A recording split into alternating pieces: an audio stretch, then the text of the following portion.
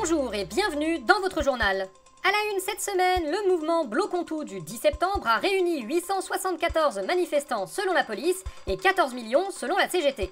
Face à l'appel de la gauche à la laisser gouverner pour calmer la situation, le président de la République Emmanuel Macron a répondu « Je vous emmerde et je rentre à Matignon ». La nouvelle de la semaine, c'est bien sûr la nomination du nouveau Premier ministre. Bonjour, François Bayrou ? Oui. C'est fini, vous avez démissionné, c'est le nouveau qu'on veut voir. Ah, pardon. C'est bon, là? Ah oui, super. Enchanté, Sébastien Lecornu, Premier ministre. Enchanté aussi. Alors, que peut-on attendre de vous comme Premier ministre, vous qui êtes un très proche d'Emmanuel Macron? Eh bien, je pense que le plus important, c'est de proposer aux Français un changement de méthode. Nous allons faire les choses différemment. Bah quoi? Vous allez faire exactement la même chose que vos trois prédécesseurs, utiliser le 49.3 et tomber sur une motion de censure, c'est ça que ça veut dire? Eh, mais comment vous avez deviné? Bah, le changement de méthode, c'est la 38e fois qu'on nous le vend depuis 2017, on commence à comprendre au bout d'un moment. Non, mais si vous vous mettez à réfléchir aussi... Concernant le mouvement Bloquons tout le 10 septembre, le ministre de l'Intérieur Bruno Retailleau s'est vanté d'avoir repoussé les bloqueurs. Bruno Retailleau, qu'avez-vous à dire sur les violences policières qui ont été constatées et répertoriées? Quelle violence policière? De quoi vous parlez au juste? Ça ne me dit rien du tout. Eh bien, les violences qui ont été filmées par les journalistes qui étaient présents sur place. Comment ça, des journalistes? Mais moi j'avais dit que les journalistes étaient interdits de manifestation. Bah, ça ne les a pas empêchés de venir et de filmer les violences, visiblement. Eh merde. Bon, prochaine étape, interdire les téléphones et les caméras. Pendant ce temps, la France Insoumise a déposé une motion de destitution contre le président de la République, rapidement rejointe par les groupes communistes et écologistes.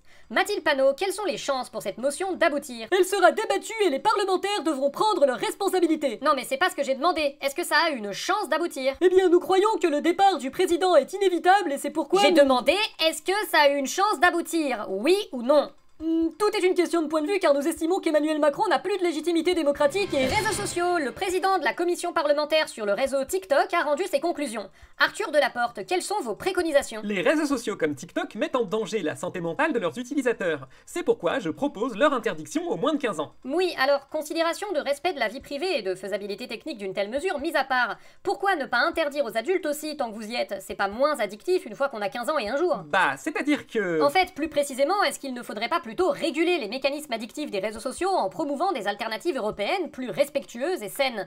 Ça coûte même pas spécialement cher en plus, les alternatives elles existent déjà. Oui, mais moi je veux aller sur TikTok quand j'ai envie d'abord. États-Unis, l'un des pontes du mouvement trumpiste a été assassiné par balle lors d'une séance de questions-réponses. C'est un crime odieux et le coupable sera retrouvé et condamné. Donald Trump, est-ce qu'il ne serait pas temps de réguler réellement le port d'armes aux États-Unis du coup? Parce qu'entre vous qui avez failli mourir en pleine campagne et maintenant ça... Non, rien à voir. Ça c'est la faute de l'extrême gauche et de Barack Obama. C'est les mauvaises armes, mais il y a aussi les bonnes armes. Ah bon? Et c'est quoi la différence entre les bonnes et les mauvaises armes? Bah les mauvaises armes, c'est celles qui sont utilisées par les gens pour tuer des citoyens respectables. Alors que les bonnes armes, c'est celles qui sont utilisées par des gens pour tuer les gauchistes. C'est pas pareil. Évidemment. Et face à la désinformation, des journalistes neutres et objectifs se sont rendus auprès des manifestants du 10 septembre pour comprendre leurs revendications. Nous sommes dans la petite ville de Gerby-sur-Topaz où les manifestants gauchisto-wokistes ont envahi les rues pour protester contre la politique du président de la République. Nous allons les interroger. En fait, on manifeste pour... En gros, le budget Bayrou... Pour moi, il faut pas oublier le combat pour la Palestine. Comme vous pouvez le voir, les revendications des manifestants sont difficiles à expliquer, comme s'ils n'avaient aucune raison de manifester et étaient sortis dans la rue pour rien. Oui, bien sûr, nous n'avons pas à être partie prenante, nous avons juste pour charge de faire respecter la loi de façon neutre et impartiale. L'usage de la force ne doit avoir lieu qu'en dernier recours. On peut donc en déduire que le mouvement Bloquons tout est une insurrection de l'ultra-extrême gauche qui veut juste tout casser parce qu'ils aiment le chaos. Aïe mais bande d'abrutis, je suis avec vous! Oh, pardon. Pour notre entretien du jour, nous nous retrouvons avec le président du Rassemblement National, Jordan Bardella.